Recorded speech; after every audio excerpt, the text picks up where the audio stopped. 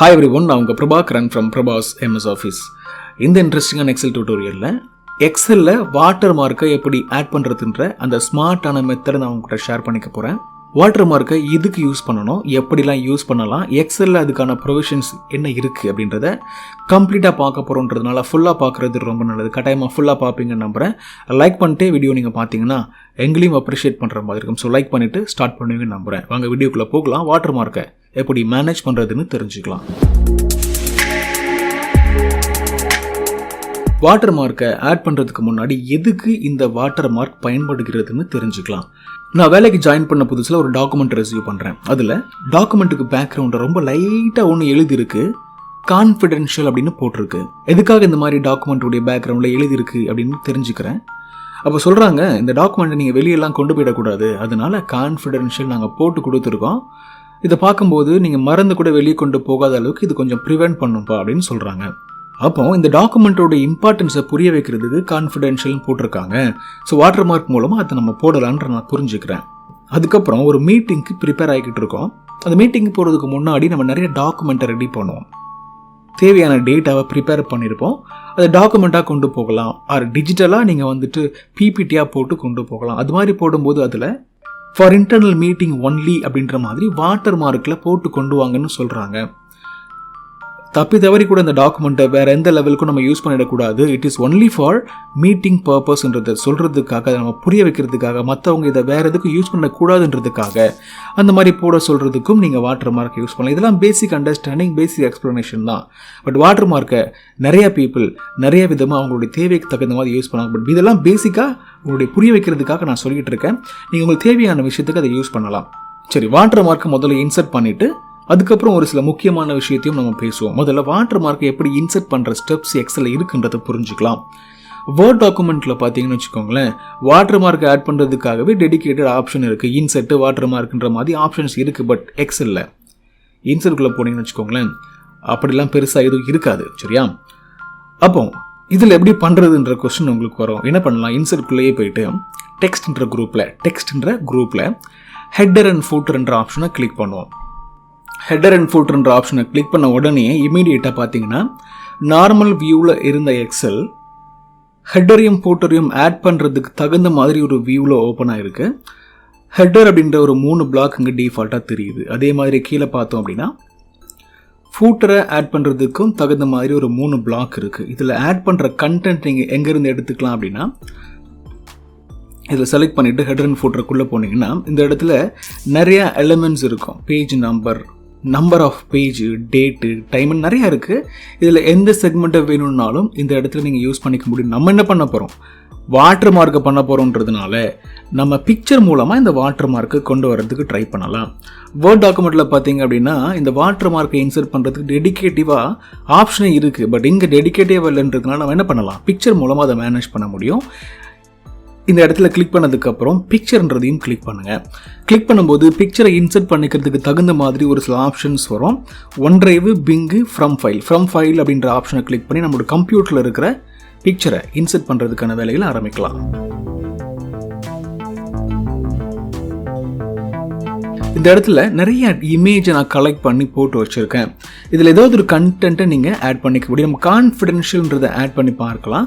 So கான்ஃபிடென்ஷியல்ன்றதை click பண்ணி insert பண்ணுறேன்.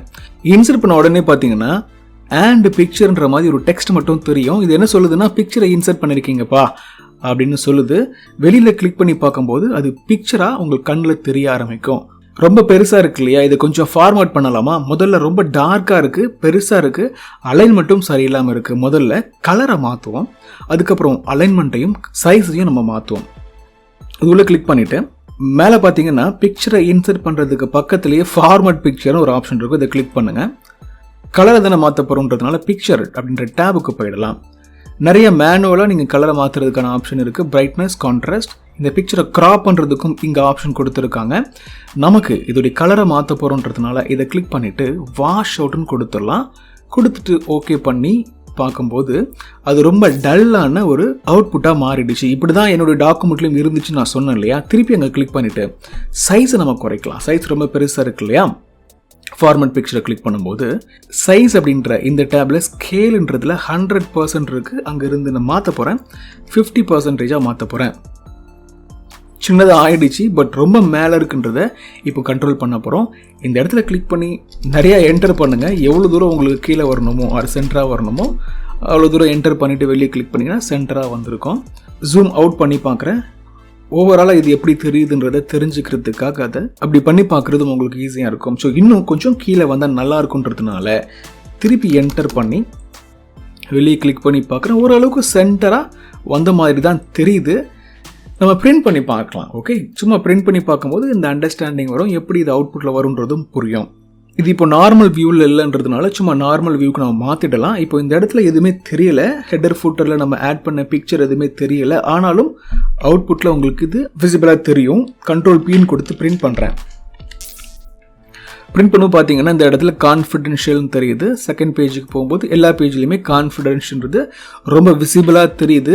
ஒரு புதுசாக ஜாயின் பண்ணுற எம்ப்ளாய்க்கு இந்த மாதிரி டாக்குமெண்ட்டை கொடுக்கும்போது ஓகே இது ரொம்ப கான்ஃபிடென்ஷியல் போல் அப்படின்னு நினைப்பாங்க. நல்ல விஷயன்றதுனால இந்த மாதிரி நீங்கள் பண்ணி பார்க்குறது நல்லது. ஒரு இமேஜை பேக்ரவுண்டில் யூஸ் பண்ணி அதை கலரை மாற்றி சைஸை மாற்றி பொசிஷனை மாற்றி ஃபிக்ஸ் பண்ணியிருக்கோம். இது ரொம்ப சிம்பிளான விஷயம் தான், ரைட்? இதை நீங்கள் ட்ரை பண்ணி பாருங்கள். உங்களுக்கு என்ன பண்ணுறேன் அப்படின்னா, நிறைய இமேஜ் நான் வச்சுருக்கேன் இல்லையா அந்த இடத்துல, அது எல்லாமே உங்களுக்கு கொடுத்துட்றேன். இந்த எல்லா இமேஜையுமே நீங்கள் என்ன பண்ணி பார்க்கலாம் அப்படின்னா, உங்கள் டாக்குமெண்ட்டுக்கு பேக்ரவுண்டில் இன்சர்ட் பண்ணி பார்க்கலாம். சம்டைம் ஒரு சில பேப்பரில் ஒரு சில அவுட்புட்டில் கம்பெனியுடைய லோகோலாம் இன்சர்ட் ஆகிருக்கும், நீங்கள் பார்த்துருப்பீங்க. அந்த மாதிரி வேணும்னா கூட உங்கள் கம்பெனி லோகோவை எடுத்து வச்சுக்கிட்டு பேக்ரவுண்டில் இன்சர்ட் பண்ணி வாஷ் அவுட் பண்ணி விட்டிங்கன்னா அழகாக ரொம்ப லைட்டாக இருக்காத மாதிரியே தெரியும். அவுட்புட்டில் அழகாக அது நீங்கள் என்ன சொல்ல வரீங்கன்றதை கன்வேவ் பண்ணும். சரியா? நீங்கள் இதெல்லாம் யூஸ் பண்ணி பார்க்குறதுக்கு நான் டவுன்லோடபிள் லொக்கேஷனில் இந்த எல்லா இமேஜும் கொடுத்துட்றேன். நீங்கள் கம்பெனியில் ஒர்க் பண்ணால் கூட பார்த்தீங்கன்னா டிராஃப்ட்ன்றது அதிகமாக யூஸ் பண்ணியிருப்பீங்க. இன்டர்னல் மீட்டிங்கு, காப்பி ரைட்டு, கான்ஃபிடென்ஷியல், நிறைய விஷயங்கள் இதில் இருக்குது. இதெல்லாமே உங்களுடைய டாக்குமெண்ட்டில் நீங்கள் யூஸ் பண்ணி வாட்டர் மார்க்ன்ற கான்செப்டை ப்ராக்டிஸ் பண்ணுறதுக்கு யூஸ்ஃபுல்லாக இருக்கும். இதே மாதிரி தான் பவர் பாயிண்ட்லையும் வேர்ட்லையும் உங்களால் வாட்டர் மார்க் போட முடியும். உங்களுக்கு ஒருவேளை அதை பற்றியும் தெரிஞ்சுக்கணும்னு தோணுச்சுன்னா கமெண்ட் பண்ணுங்கள். அதையும் நான் உங்களுக்கு இதே மாதிரி அழகாக எக்ஸ்பிளைன் பண்ண ட்ரை பண்ணுறேன். ஒரு சில முக்கியமான இம்பார்ட்டன்ட் திங்ஸ் நான் உங்களுக்கு சொல்லணும்னு ஆசைப்படுறேன். என்னன்னா, இந்த வாட்டர் மார்க்குடைய பொசிஷனை அழகாக நீங்கள் டிட்டர்மைன் பண்ணணும். நம்ம எப்படி என்டர் பண்ணி ஃபிக்ஸ் பண்ணணும் இல்லையா? இன்சுக்குள்ளே போயிட்டு ஹெடர் அண்ட் ஃபுட்டருக்குள்ளே போனோம். இந்த இடத்துல கிளிக் பண்ணி என்டர் பண்ணி நடுவில் வர்ற மாதிரி செட் பண்ணேன். அது ரொம்ப முக்கியம். அதுக்கப்புறம் இதோடைய கலர் ரொம்ப லைட்டாக இருந்தால் தான் பார்க்க ப்ளசண்ட்டாக இருக்கும். முக்கியமான கண்டென்ட் எல்லாம் மறைக்காமல் அதுவும் இதுவும் ரெண்டுமே தெரிகிற மாதிரி இருக்கும்ன்றதுனால ரொம்ப லைட்டான டிரான்ஸ்பரண்ட் கலரில் வைக்கிறது ரொம்ப முக்கியமான ஒரு விஷயம். அதுக்கப்புறம் ரொம்ப முக்கியமான விஷயம், வாட்டர் மார்க் தான் பண்ண போகிறோன்றதுனால எதையாவது ஒன்று தூக்கி பேக்ரவுண்டில் போடாமல் முக்கியமான கண்டென்ட்டை போடுங்க. கான்ஃபிடென்ஷியல் நீங்கள் போடலாம். இன்டர்னல் மீட்டிங்க்கு போகிறதுக்கான டாக்குமெண்ட்டாக இருந்தபோது இன்டர்னல் மீட்டிங் அப்படின்னு போடலாம். சம்டைம் டாக்குமெண்ட்டை ஃபைனல் பண்ணுறதுக்கு முன்னாடி டிராஃப்ட்னு போட்டு ஒர்க் பண்ணுவாங்க. ஃபைனல் ஆனதுக்கப்புறம் அதை எடுத்துருவாங்க. அதுக்கப்புறம் வேறு டெக்ஸ்ட்டை மாற்றிடுவாங்க பேக்ரவுண்டில் வைக்கிறதுக்காக. ஸோ அந்த மாதிரி டைமில் இங்கே டிராஃப்ட்னு போடலாம். அந்த மாதிரி எப்போ எந்த டெக்ஸ்ட்டை பேக்ரவுண்டில் வைக்கிறோன்றதையும் கரெக்டாக நீங்கள் யோசிக்கணும். அது மட்டும்தான் பேக்ரவுண்டில் வாட்டர் மார்க்காக செலக்ட் பண்ணி வைக்கணும். நிறைய டாக்குமெண்ட்டை நம்ம ஆன்லைனில் டவுன்லோட் பண்ணுவோம். அப்படி பண்ணும்போது அந்த கம்பெனியுடைய லோகோ ஏதோ ஒரு விஷயம் அந்த டெக்ஸ்ட்டை நம்மளை காப்பி பண்ண விடாத மாதிரி தடுக்கும். காப்பி பண்ண அதுவும் சேர்ந்து வரும். சரியாக அது காப்பி ஆகாத மாதிரி அந்த பேக்ரவுண்ட் உள்ள வாட்டர் மார்க்கு அதை தடுக்கும். இந்த மாதிரி நிறைய விஷயத்துக்கு நம்ம டாக்குமெண்ட்டை ஆன்லைனில் பப்ளிஷ் பண்ணுறோம், மற்றவங்களுக்கு கொடுக்குறோம் போது அதுலேருந்து அவங்க கண்டென்ட் எடுக்காமல் இருக்கிறதுக்கும் கொஞ்சம் ப்ரிவென்ட் பண்ணுறதுக்கும் கூட இந்த வாட்டர் மார்க் யூஸ் ஆகுது. நிறைய பெனிஃபிட்ஸ் இருக்குது. கட்டாயம் அண்டர்ஸ்டாண்டிங் வந்திருக்கும் நம்புகிறேன். வாட்டர் மார்க்கை நீங்கள் ப்ராக்டிஸ் பண்ணுற மாதிரியும் நிறைய டவுன்லோடபிள் ரிசோர்ஸ் கொடுத்துருக்கோன்றதுனால ப்ராக்டிஸ் பண்ணி பாருங்க. அண்டர்ஸ்டாண்டிங்கை வளர்த்துக்கோங்க. See you in the next video. Thanks for watching.